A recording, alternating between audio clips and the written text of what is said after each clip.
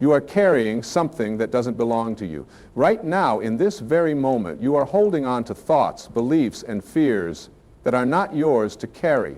They were handed to you by others, picked up along the way, and you've been lugging them around like heavy suitcases on a trip that was supposed to be light and free. The most powerful thing you can do right now is put those suitcases down. Stop carrying what was never meant to be yours. Stop living other people's dreams, other people's fears, other people's expectations. The freedom you seek, the peace you long for, the joy you deserve, it's all waiting for you on the other side of letting go. You see, most of us spend our entire lives trying to control things that were never ours to control in the first place. We worry about what people think of us, as if their thoughts somehow define our worth. We stress about outcomes that haven't happened yet, as if our anxiety could somehow change the future. We hold grudges against people who probably don't even remember what they did to us, as if our resentment could somehow hurt them more than it hurts us. This is the great illusion that keeps us trapped.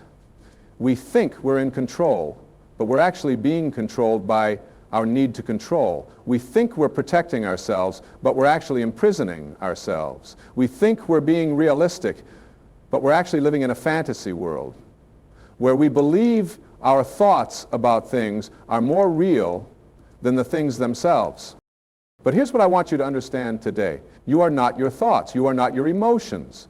You are not your past mistakes or your future worries. You are the awareness that observes all of these things. You are the consciousness that experiences life, not the experiences themselves. And when you truly understand this, everything changes.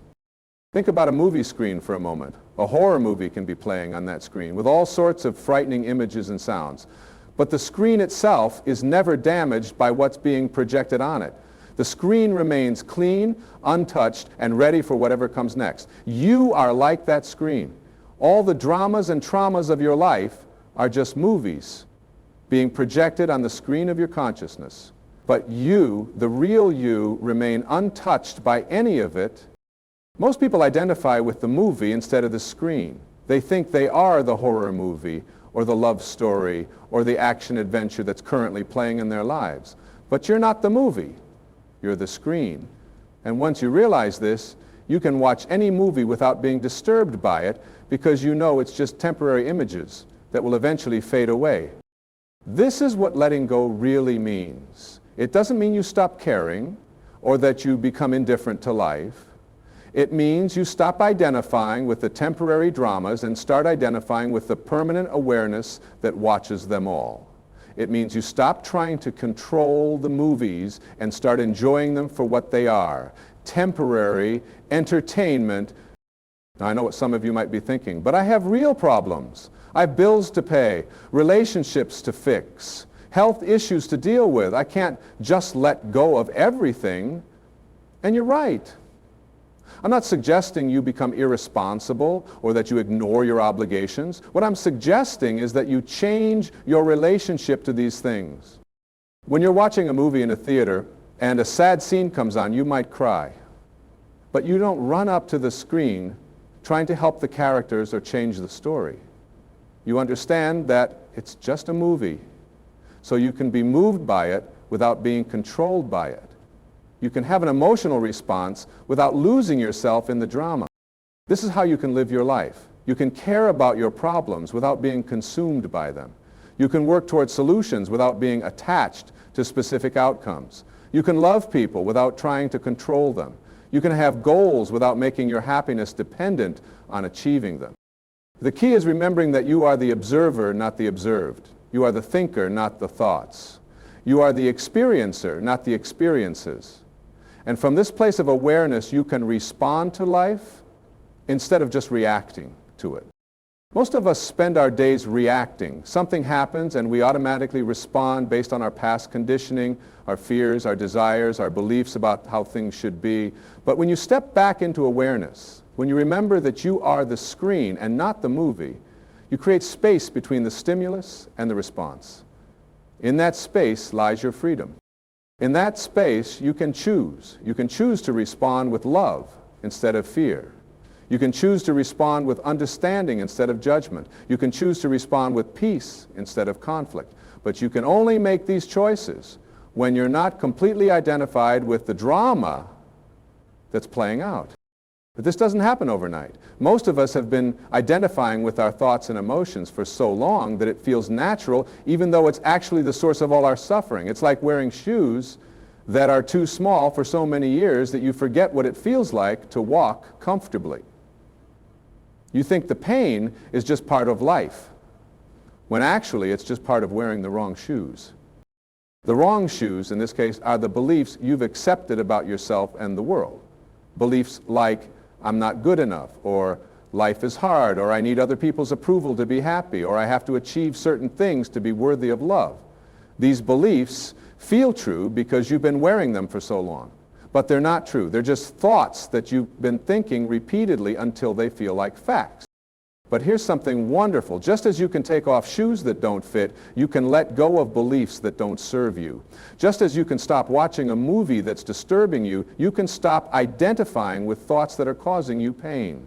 Just as you can change the channel when you don't like what's on TV, you can change your focus when your mind is broadcasting programs that don't help you.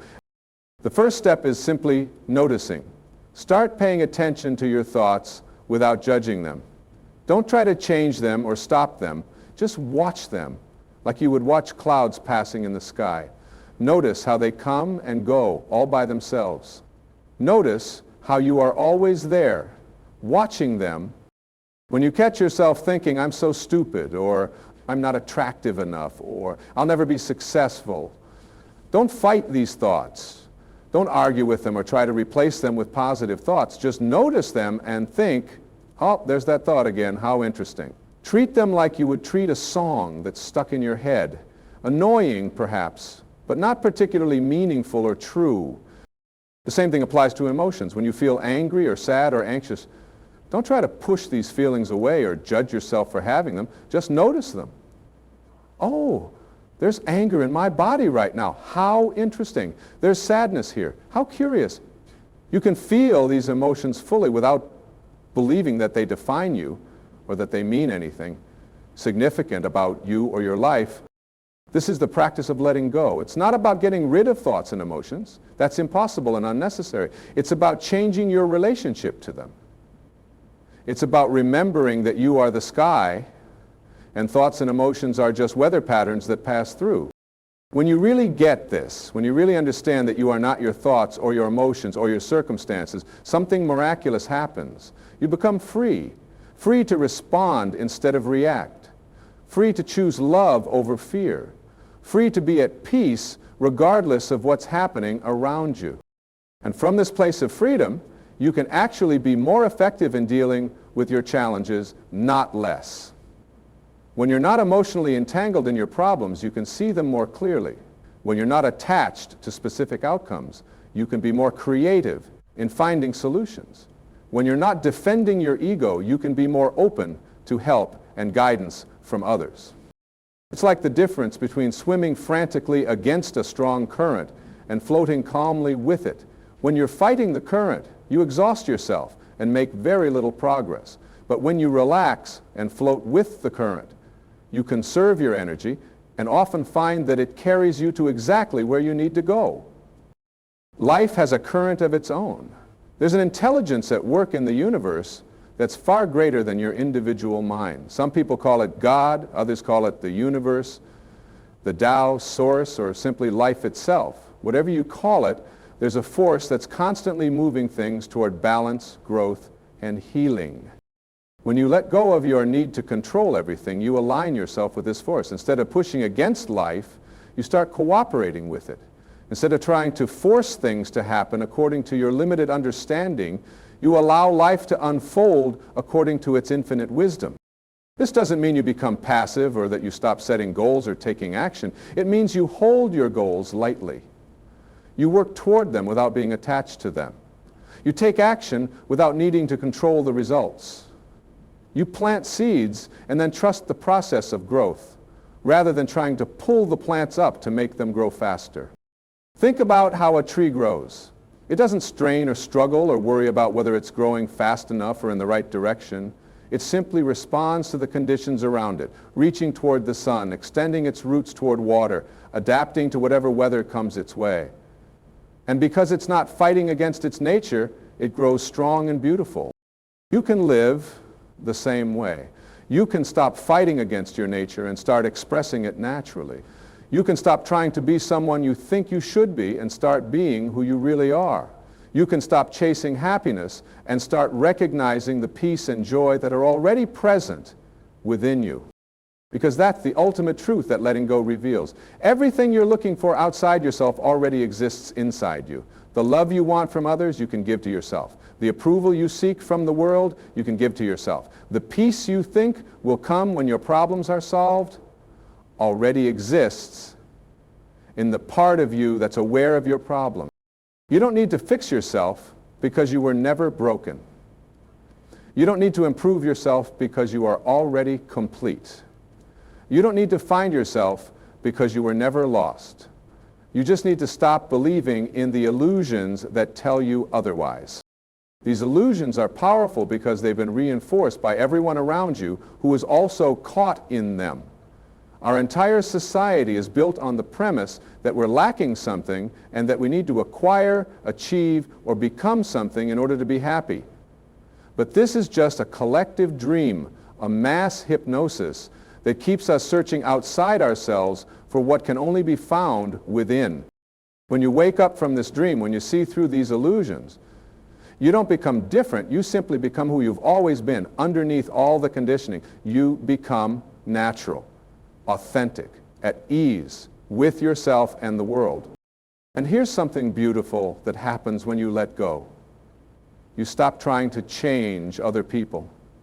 You realize that everyone is on their own path, having their own experiences, learning their own lessons in their own time.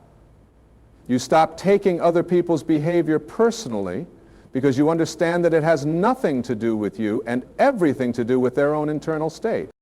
This doesn't mean you become a doormat or that you accept abuse.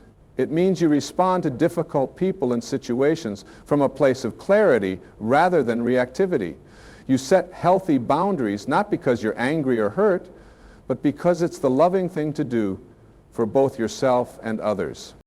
When someone is rude to you, instead of immediately getting defensive, you can pause and recognize that their rudeness is coming from their own pain or fear or conditioning. This doesn't excuse their behavior, but it helps you not take it personally. You can respond with compassion while still protecting yourself from their negativity.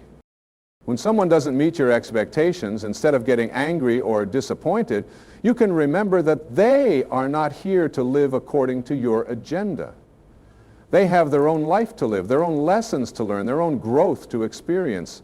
You can love them without needing them to be different. When someone leaves your life, instead of clinging to them or trying to force them to stay, you can bless them and release them with love. You can be grateful for the time you had together without making their departure mean anything about your worth or their love for you. This is what unconditional love looks like in practice. It's not about being a pushover or accepting everything that happens to you. It's about loving people as they are, not as you think they should be. It's about accepting what is, not because you like it, but because resistance to what is only causes suffering. And when you love unconditionally, when you love without trying to control or change or possess, something magical happens. People feel safe around you. They feel free to be themselves. And paradoxically, this often brings out the best in them. Not because you're trying to change them, but because you're not. Same thing happens with your relationship to yourself. When you stop trying to fix yourself or improve yourself or make yourself into someone else, when you start accepting and loving yourself as you are right now, you naturally begin to express your highest potential. Not because you're forcing it, but because you're allowing it. It's like a flower that's been growing in a dark basement, suddenly being moved into the sunlight. The flower doesn't have to try to bloom. Blooming is its nature. It just needs the right conditions. And self-acceptance, self-love, self-compassion, these are the right conditions for your own natural flowering. But we've been taught the opposite. We've been taught that we need to be hard on ourselves, that we need to criticize ourselves, that we need to push ourselves, that we need to earn love and acceptance through achievement and perfection. This is like trying to make a flower bloom by yelling at it or by keeping it in the dark. The truth is, you are already perfect as you are. Not perfect in the sense that you can't grow or change or learn, but perfect in the sense that you are exactly where you need to be in your own development. You are exactly where you need to be to learn what you need to learn, to experience what you need to experience, to become who you're becoming. Even your mistakes, even your failures, even your darkest moments, they're all part of your perfect path. They're not accidents or punishments or signs that something is wrong with you. They're experiences that are helping you grow, teaching you compassion, showing you what doesn't work so you can find what does. When you understand this, you stop judging your life and start appreciating it. You stop wishing you were somewhere else and start being present where you are. You stop waiting for life to begin and start living the life that's already here. And this is where true freedom lies, not in getting what you want, but in wanting what you have. Not in changing your circumstances, but in changing your relationship to your circumstances. Not in controlling life, but in dancing with life. Because life is not something that happens to you. Life is something that happens through you. You are not a victim of circumstances. You are a creative force that shapes your reality through your thoughts, your beliefs, your choices, your responses. When you let go of the illusion that you're powerless, you discover the truth of your power. When you let go of the illusion that you're separate, you discover the truth of your connection to everything. When you let go of the illusion that you're lacking, you discover the truth of your completeness. This is the freedom of letting go. It's not about giving up or becoming passive. It's about giving up the struggle against reality and becoming active participants in the flow of life. It's about releasing the tight grip of control and opening your hands to receive whatever gifts life wants to give you. And life wants to give you so much. Life wants to give you love, joy, peace, creativity, growth, connection, meaning, purpose, beauty, wonder. But it can't give you these gifts when your hands are clenched in fists, trying to hold on to what you think you need or fighting against what you think you don't want. Open your hands, open your heart, open your mind. Let go of what no longer serves you. Let go of who you think you're supposed to be. Let go of what you think life is supposed to look like. And in that letting go, you'll find something far more beautiful than anything you could have imagined or controlled. You'll find yourself, the real you, the you that exists beyond all the stories and roles and identities you've been carrying around. The you that is pure awareness, pure love, pure potential. The you that has always been free, even when you believed you were trapped. This you doesn't need to be fixed or improved or completed. This you is already whole, already perfect, already free. This you has been waiting patiently for you to stop looking elsewhere and come home to yourself. So come home. Stop the searching. Stop the striving. Stop the struggling. Come home to the peace that is your true nature. Come home to the love that is your essence. Come home to the freedom that is your birthright. The door has always been open. You've just been looking for keys that you never needed. The prison has always been unlocked. You've just been believing in bars that were never really there. Walk out now. Walk into the freedom of letting go. Walk into the life that's been waiting for you all along. Walk into who you really are, beyond all illusions, beyond all limitations, beyond all fears. You are free. You have always been free. Now it's time to live like you know it. Right now, as you hear these words, something inside you recognizes their truth. That recognition isn't coming from your mind. Your mind might be arguing, making lists of all the reasons why you're not free, why you can't let go, why your situation is different. That recognition is coming from a place much deeper than thought, much wiser than your conditioned responses, much more real than your learned fears. That place is your authentic self. It's the part of you that existed before you learned to doubt yourself, before you adopted other people's beliefs about what's possible for you, before you started measuring your worth by external standards. It's the part of you that knows, without question, that you are infinitely more than the small story you've been telling yourself about who you are. Most people live their entire lives without ever meeting this authentic self. They get so caught up in playing roles, the good employee, the perfect parent, the successful person, the victim, the rebel, the helper, that they forget these are just roles, not reality. They think they are the role instead of recognizing that they're simply playing it for a while. But you can't be a role because roles are temporary and you are eternal. You can't be a story because stories have beginnings and endings, and your essence is timeless. You can't be a problem because problems are situations to be solved and you are the solver, not the situation. When you stop identifying with the temporary roles and stories and problems, when you stop pretending to be smaller than you are, something extraordinary happens. You start living from your essence instead of from your conditioning. You start making choices based on love instead of fear, on truth instead of habit, on possibility instead of past limitation. This shift changes everything, but it changes it so naturally that you might not even notice it first. It's like the difference between swimming upstream against a powerful current and suddenly turning around and swimming with it. The effort disappears, but the movement becomes graceful and effortless. You're still swimming, but now you're working with life instead of against it. People will notice the change in you before you do. They'll comment that you seem more relaxed, more confident, more at peace. They might not be able to put their finger on what's different, but they'll feel it. That's because when you stop fighting with yourself internally, you stop radiating that internal conflict outward. You become like a calm lake instead of a stormy ocean. The lake reflects everything clearly, the sky, the trees, the clouds, the birds, without being disturbed by what it's reflecting. The stormy ocean is so agitated that it can't reflect anything clearly and everything appears distorted in its turbulent waters.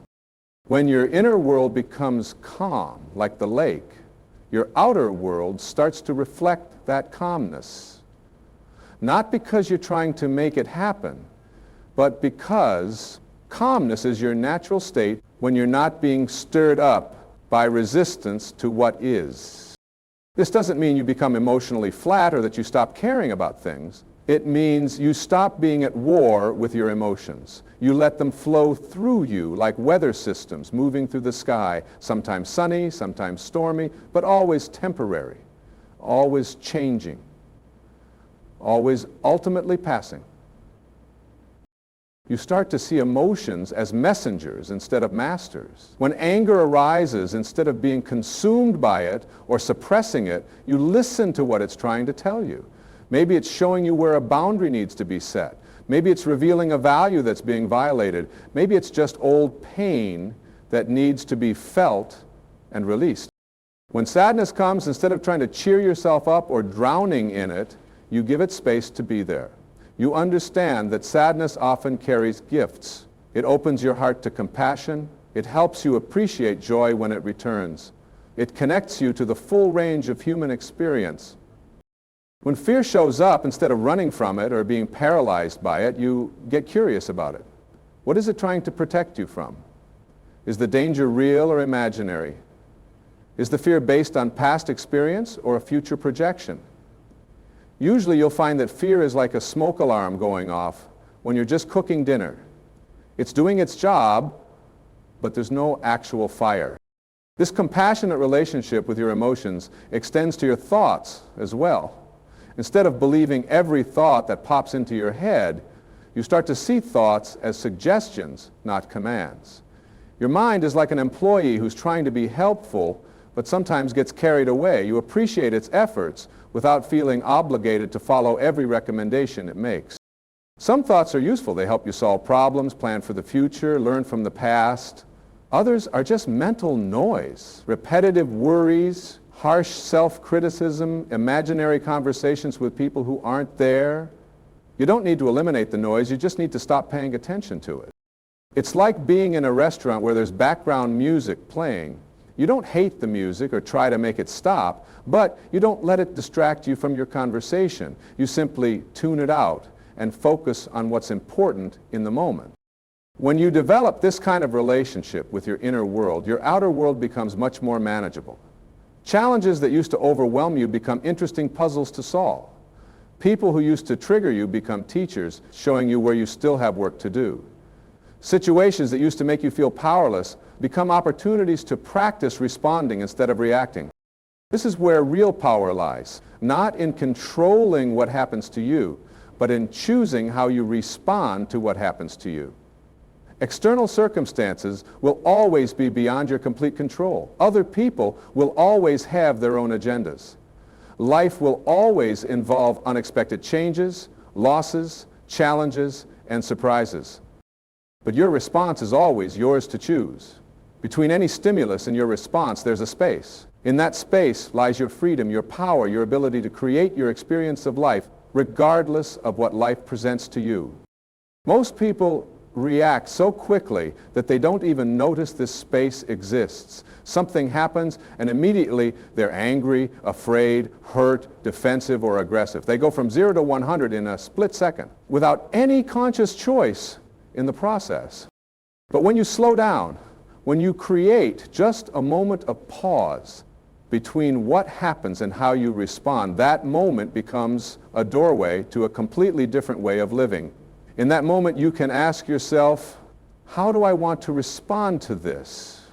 What response would serve me and others best?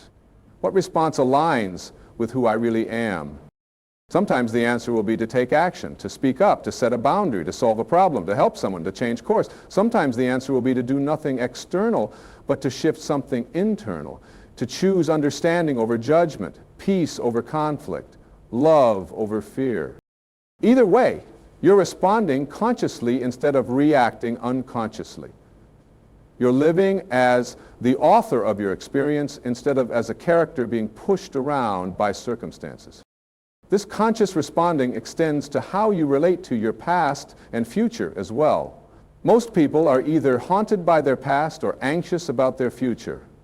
They carry yesterday's regrets and tomorrow's worries into today, contaminating the present moment with pain that doesn't actually exist right now. But the past is gone. It exists only in memory, and memory is just thoughts about what used to be. The future hasn't happened yet. It exists only in imagination, and imagination is just thoughts about what might be. The only reality is right now, this moment, this breath, this heartbeat, this present experience. When you fully arrive in the present moment, when you stop living in the story of your past or the fantasy of your future, you find that most of your problems disappear. Not because they've been solved, but because they only existed in your thinking about other times and places. Right now, in this moment, are you okay? Right now, in this breath, is there enough air? Right now, in this heartbeat, is your heart working? Right now, in this instant, do you have what you need to be alive and aware? Usually the answer is yes. Usually right now is okay. It's only when you add the story of the past or the worry about the future that the present moment becomes contaminated with suffering. This doesn't mean you ignore the past or fail to plan for the future. It means you handle the past and future from the present moment, not from a place of being lost in time. You learn from the past without living in it. You prepare for the future without being consumed by it. You use time instead of being used by time. You have a relationship with your history without being imprisoned by it. You set goals and make plans without making your happiness dependent on specific outcomes. This is the ultimate freedom, to be fully present in each moment while being completely at peace with the flow of time. To be engaged with life while being unattached to any particular form that life might take. To care deeply about everything while clinging to nothing. When you live this way, life becomes an adventure instead of a struggle. Each day brings new opportunities to practice presence, to choose love, to respond consciously, to let go of what doesn't serve you, to appreciate what's already here. You stop waiting for life to be perfect before you allow yourself to be happy. You stop postponing joy until all your problems are solved. You stop making your peace conditional on everything going according to your plans. Instead, you find reasons to be grateful right now. You find beauty in imperfect situations. You find lessons in difficult experiences. You find love in unexpected places. You find yourself everywhere you look because you've stopped looking for yourself outside yourself. This is what it means to live beyond illusions, not to live in denial of reality, but to see through the illusions that make reality appear more solid, more permanent, more personal than it actually is. To recognize that your thoughts about reality are not reality itself. To understand that your emotional reactions to events are not the events themselves. When you see clearly, you realize that most of what you've been struggling with exists only in your interpretation of what's happening, not in what's actually happening. The event is neutral. Your meaning-making about the event is what creates your experience of it. Two people can have the exact same thing happen to them and have completely different experiences based on the stories they tell themselves about what it means. One person loses their job and falls into despair, seeing it as evidence of their failure and unworthiness. Another person loses their job and feels excited, seeing it as an opportunity for a new beginning and a chance to find work they're more passionate about. Same event, different stories, completely different experiences. This is the power of meaning-making, and it's a power you have in every situation. You get to choose what story you tell yourself about what happens to you.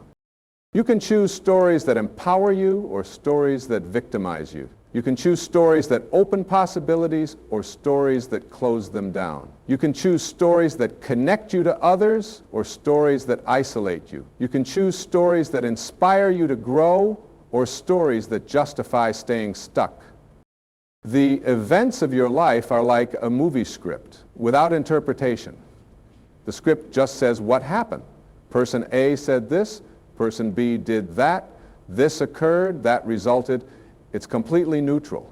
All the meaning, all the emotion, all the significance comes from the interpretation you add to the bare facts. When you realize this, you become the conscious author of your life story instead of the unconscious victim of your circumstances. You stop asking, why did this happen to me?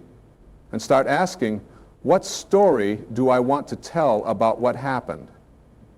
You stop asking, what does this mean? And start asking, what meaning do I want to create? This is not about positive thinking or denial. It's about recognizing your power to choose your experience through the stories you tell yourself. It's about taking responsibility for your interpretation of events, which is the only part you can actually control. And when you take full responsibility for your experience, something miraculous happens. You become truly free. Free to be happy, regardless of circumstances. Free to be at peace, regardless of external conditions. Free to love, regardless of how others treat you. Free to be yourself, regardless of what others think of you. This freedom is your birthright. It's not something you have to earn or achieve or deserve. It's something you already have that you simply need to remember and reclaim. It's not something outside you that you need to find. It's something inside you that you need to stop covering up with fears and doubts and limiting beliefs. You are already free. You have always been free. The only question is whether you're going to live like you know it or continue to live like you're trapped by illusions that have no real power over you. The choice is yours, and it's always available. Every moment offers you a fresh opportunity to remember who you really are and to live from that truth. Every breath is a chance to let go of what doesn't serve you and to embrace what does. You don't need permission from anyone else to be free. You don't need perfect circumstances or the approval of others or the resolution of all your problems. You just need to stop believing in the stories that tell you you're not free and start living from the truth of your essential nature. That truth is love. That truth is peace. That truth is freedom. That truth is you.